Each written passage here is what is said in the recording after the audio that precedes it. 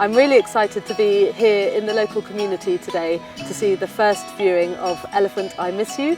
This is a film that was put together by the Lilongwe Wildlife Trust. It's one that shows the elephant population in Malawi and what can happen to the elephant population if we don't really try and look after it.